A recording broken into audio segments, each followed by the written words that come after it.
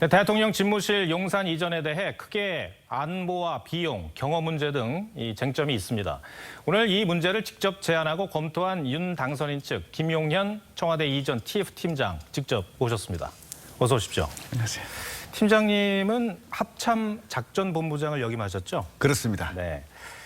구체적인 질문을 드리기 전에 한마디로 이전에 따른 안보 공백은 없다는 입장이시잖아요. 그렇습니다. 간략하게 설명 부탁드리겠습니다. 대통령 집무실이 그 국방부 청사로 이전하지 않습니까? 네. 그런다고 해서 합참이 이동 소요가 있거나 이전하거나 하지 않지 않습니까? 군사 대비태세의 최고의 군령권을 가진 그 제대가 바로 합참입니다. 네. 국방부가 국방부가 아니에요. 합참에서 모든 걸 다 하는 거거든요. 합참은 그 자리에서 그대로 임무 수행을 하는 겁니다. 거기 어떤 시스템도 건드리지 않습니다. 네. 그런데 어떤 안보 공백이 있는지 제가 머리가 나빠서 그런지 잘 이해가 안 가더라고요. 네. 더욱이 국방부가 합참 청사로 이제 여유 있는 공간이 있으니까 가지 않습니까? 네. 그럼 국방부하고 합참하고 같이 있으면 대비태세, 안보 공백이 아니라 안보에 더 유리한 면이 더 많죠. 네. 대통령과 국방부 장관, 합참의장이 한 곳에 모여 있어서 더 위험할 것이다 이런 지적이 있는데 어떻게 반론하시겠어요? 그런 부분은 충분히 우려할 수 있는 부분인데요. 생각해 보세요. 지금처럼 청와대가 있고 국방부 합참이 같이 있다고 해서 네. 북한의 미사일 위협이 없습니까? 똑같이 북한의 입장에서 보면 국방부 합참 청와대가 제1의 표적입니다. 똑같이 위협이 있는 겁니다. 네. 그래서 위협이 있느냐 없느냐 많으냐 적으냐를 따져서는 안 되는 것이고요. 그러한 상황에 대해서 우리의 대응 능력이 어느 정도 되느냐, 제대로 돼 있느냐 안 되느냐, 그리고 그런 위협이 닥쳤을 때 생존 능력이 어디가 높으냐 이게 중요한 거예요. 네. 근데 대응 능력은 차치하고라도 생존성 면만 보면요. 청와대에 있는 위기관리센터 같은 경우에는 건물이 오래된 것도 오래된 거지만 지하 1, 2층에 돼 있습니다. 네. 사실 밀면 밀려버려요. 굉장히 약합니다, 강도가. 그러나 국방부 합참청사는 군사시설로서 굉장히 강도가 높아요. 그리고 웬만한 장사정포란 미사일에 크게 흔들리지 않습니다. 네. 지하 3, 4층까지 내려가 있거든요. 알겠습니다. 그런 위험이 있을 때 어디에 대피를 하시겠습니까? 당연히 안전한 곳이 국방부 합참이 안전한 것이죠.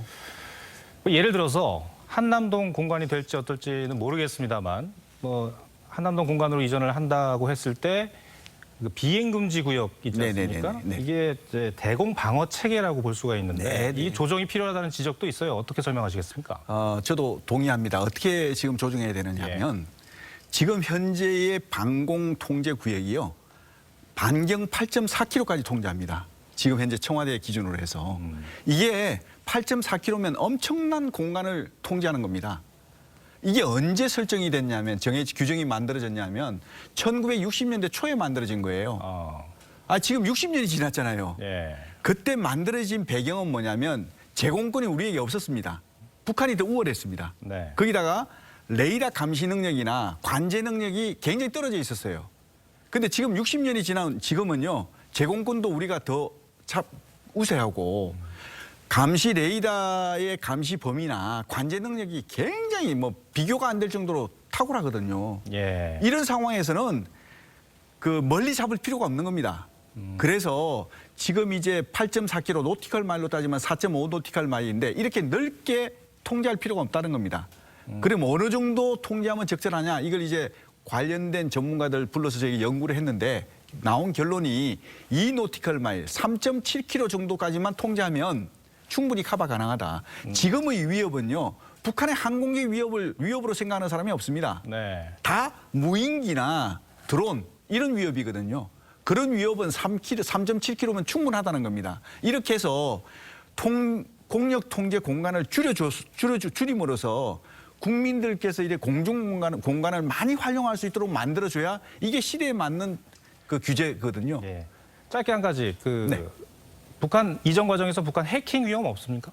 당연히 이전 과정에서뿐만 아니라 평상시도 있는데 이전 과정에서 좀 더 취약할 수가 있죠. 예. 그래서 이런 것들은 부대 이전 계획에 다 그게 대비 계획이 수립돼서 들어갑니다. 예. 부대라는 게 한 곳에만 뭐 붙박이로 앉아서 임무 수행하는 부대가 어디 있습니까? 임무에 따라서 여기도 가고 저기도 가고 하잖아요.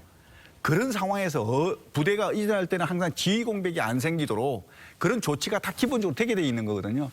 그런 방금 말씀하신 해킹 문제라든지 보안 문제는 부대를 이전할 때 가장 기본에 해당되는 문제이기 때문에 가능하다. 알겠습니다. 네, 마지막으로 질문 하나 드리겠습니다. 물론 이제 당연히 팀장님께서는 문제 없다는 입장이시죠. 네. 그렇지만 청와대나 민주당이 주장하는 내용 중에서 그래도 좀 곱씹어볼 만한 그 대목은 없습니까? 아, 있죠. 안보 공백 문제인데요. 예. 저는 지금 어떤 시스템이나 물리적으로 봤을 때 이전 과정에서 안보 공백은 없다고 저는 확실히 말씀드렸습니다. 네. 그럼에도 불구하고 이 안보 공백이라는 것은 시스템과 물리적으로 완전히 이렇게 갖춰져 있다 하더라도 이게 상황에 따라서 발생할 수가 있습니다. 사람이 운용하는 사람에 따라서 달라질 수도 있고요. 네. 소프트웨어 측면에서 달라질 수도 있습니다. 예. 그런 측면에서 항상 없다고 해서 없는 것이 지적되는 게 아닌 겁니다. 그래서 항상 그 안보 공백이 없도록 계속 유지해 나가는 노력은 필요하다. 그런 생각은 합니다. 알겠습니다. 김용현 팀장님 오늘 설명 잘 들었습니다. 고맙습니다. 네.